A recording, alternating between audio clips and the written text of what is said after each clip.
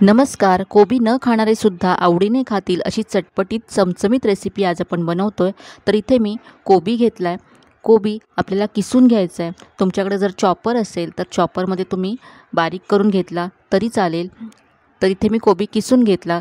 कोबी किसल्यानंतर हा आपल्याला मोजून घ्यायचा आहे, कारण जेवढा आपला कोबी आहे तेवढ्याच प्रमाणात आपल्याला यामध्ये पीठ घ्यायचं आहे. तर जेवढा तुम्ही कोबी घाल, इथे मी कमी घेतला होता. तुम्ही जर पूर्ण पाव किलो कोबी घेतला तर तो तुम्ही वाटीने मोजून घ्या आणि मग त्या प्रमाणातच आपल्याला पीठ घालायचं आहे. तर इथे मी मोजून घेतला आहे कोबी, तो साधारण पहा 1 वाटी आहे. हा कोबी आता मी बाजूला ठेवते आणि आता यामध्ये घालण्यासाठी आपण एक वाटण तयार करूया. इथे आता मिक्सरचं भांडं घेतलं आहे मी. यामध्ये 6 ते 7 पाकळ्या लसूण घालायचं आहे. यानंतर साधारण अर्धा इंच आलं असं तुकडे करून घेतलं आहे आणि 2 हिरव्या मिरच्या तुकडे करून यामध्ये मी घालते. आता हे सगळं आपल्याला जाडसर असं वाटून घ्यायचं आहे. तर हे वाटण मी इथे तयार करून घेतलं आहे, हे बाजूला ठेवूया. इथे आता एक मी दुसरा बाऊल घेतला आहे. यामध्ये जो आपण कोबी किसून ठेवला होता तो घालायचा आहे.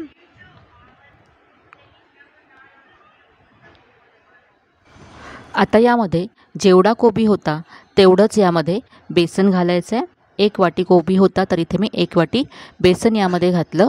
यानंतर इथे 2 मोठे चमचे रवा घालायचा आहे. जाड किंवा बारीक कोणताही रवा तुम्ही इथे घेऊ शकता. मी इथे जो उपम्यासाठी आपण रवा वापरतो तो घेतला आहे. तर 1 कप कोबीसाठी किंवा बेसनसाठी 2 चमचे रवा असं प्रमाण आहे. यामध्ये आता जे आपण वाटण तयार करून घेतलं होतं ते सगळं घालायचं आहे. यानंतर इथे मी 1 चमचा दही घालते. आंबटपणा येण्यासाठी इथे मी दही घालते. तुम्ही 1 मोठा चमचा इथे लिंबाचा रस घातला तरी चालेल किंवा अर्धा चमचा आमचूर पावडरसुद्धा घालू शकता. यानंतर यामध्ये चवीप्रमाणे मीठ घालायचं आहे. इथे मी अर्धा चमचा मीठ घातलं. अर्धा चमचा धने जिरे पूड घालायची आहे आणि चवीप्रमाणे यामध्ये आता लाल तिखट घालायचं आहे. आपण यामध्ये हिरव्या मिरच्यासुद्धा घातल्यात, त्यामुळे तुमच्या चवीप्रमाणे तुम्ही लाल तिखट कमी जास्त करा. यानंतर इथे मी अर्धा चमचा ओवा घातला. आता यामध्ये 1 चमचा सफेद तीळ घालायचे आहेत. हे सगळं आता मिक्स करून घ्यायचं आहे. नंतर यामध्ये आपण पाणी घालू. कोबीला भरपूर प्रमाणामध्ये पाणी सुटतं, त्यामुळे यामध्ये आपल्याला नंतर थोडंसं पाणी घालायचं आहे.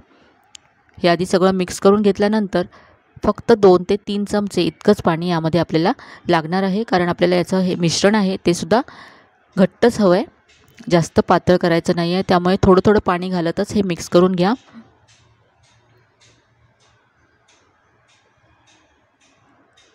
तर हे पाहू शकता, असं हे पीठ मी तयार करून घेतलं आहे आणि हे असं घट्ट आहे.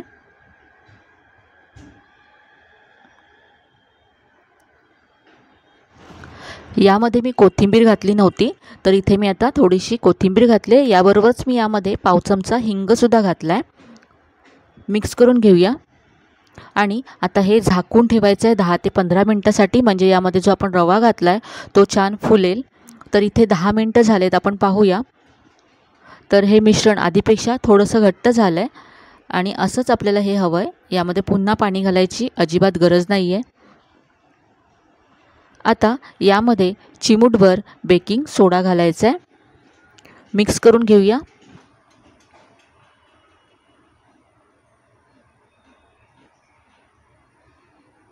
हे व्यवस्थित मिक्स केलं आहे मी आणि हे पीठ आता आपलं वड्या बनवण्यासाठी तयार आहे. तर इथे आता मी एक प्लेट घेतली आहे. ही प्लेट आता तेल लावून ग्रीस करून घ्यायची आहे आणि यामध्ये आपण आता वडी थापून घेणार आहोत. तर हे तयार आपलं जे मिश्रण आहे ते यामध्ये काढून घ्यायचं आहे. पसरवून घेतलं आहे व्यवस्थित आणि हे करत असतानाच मी गॅसवरती पाणी गरम करत ठेवलं होतं कढईमध्ये.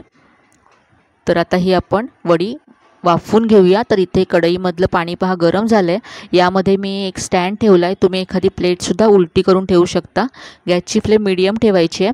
आता इथे जी आपण पीठ भरलेली प्लेट आहे ती ठेवायची आहे आणि झाकण ठेवायचं आहे. आता झाकण ठेवून आपल्याला ही वडी 10 ते 12 मिनटं वाफवून घ्यायची आहे. गॅसची फ्लेम मीडियमच ठेवायची आहे. तर ते साधारण 12 मिनटं झालेत, आपण पाहूया.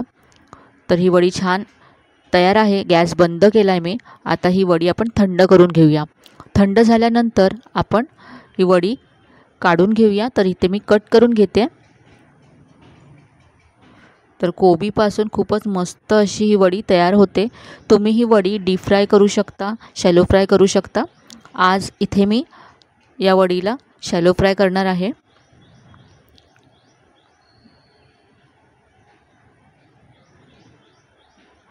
खूपच कमी तेलामध्ये मस्त अशी चमचमीत ही रेसिपी तयार होते. तर इथे मी गॅसवरती पॅन गरम करत ठेवला. यामध्ये एक मोठा चमचा तेल घालायचे आणि फोडणी करायची आहे. तेल गरम झाल्यानंतर यामध्ये आता आपण पाव चमचा मोहरी घालूया. यानंतर पाव चमचा जिरे घालायचे. जिरंसुद्धा मस्त तडतडलं. आता यामध्ये कढीपत्त्याची पानं घातलेत. अर्धा चमचा इथे मी सफेद तीळ घातले. आता यामध्ये वडी घालायची आहे. तर अशा या फोडणीमुळे वडीला खूप छान टेस्ट येते. तेल चालत असेल तर तुम्ही ही वडी डीप फ्राय करून छान कुरकुरीत करून सुद्धा खाऊ शकता. तर इथे आता सगळ्या वड्या मी एका बाजूने भाजून घेते. एका बाजूने फ्राय झाल्यानंतर आपण या उलटून घेऊया आणि दुसऱ्या बाजूने सुद्धा अशाच या खरपूस होईपर्यंत भाजून घेऊया. कोबीची भाजी मुलं खात नाहीत, पण तुम्ही अशा पद्धतीने जर कोबीच्या वड्या त्यांना बनवून दिल्या तर अगदी आवडीने खातील. त्यांना कळणार सुद्धा नाही की यामध्ये कोबी आहे. दोन्ही बाजूने वड्या छान खरपूस अशा भाजून तयार आहेत. यावरती मी थोडीशी कोथिंबीर घातली आहे. आता आपण या वड्या टोमॅटो केचप बरोबर सर्व करूया. तर कोथिंबीरीची वडी आपण नेहमीच बनवतो. एकदा या अशा कोबीच्या वड्या नक्की बनवून पहा, सगळ्यांना नक्कीच आवडतील.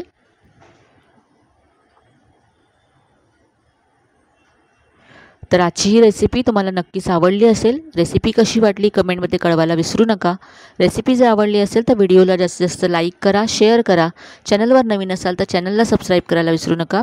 चला तर मग पुन्हा भेटूया अशा छान छान आणि नवीन नवीन रेसिपीसह. तोपर्यंत धन्यवाद.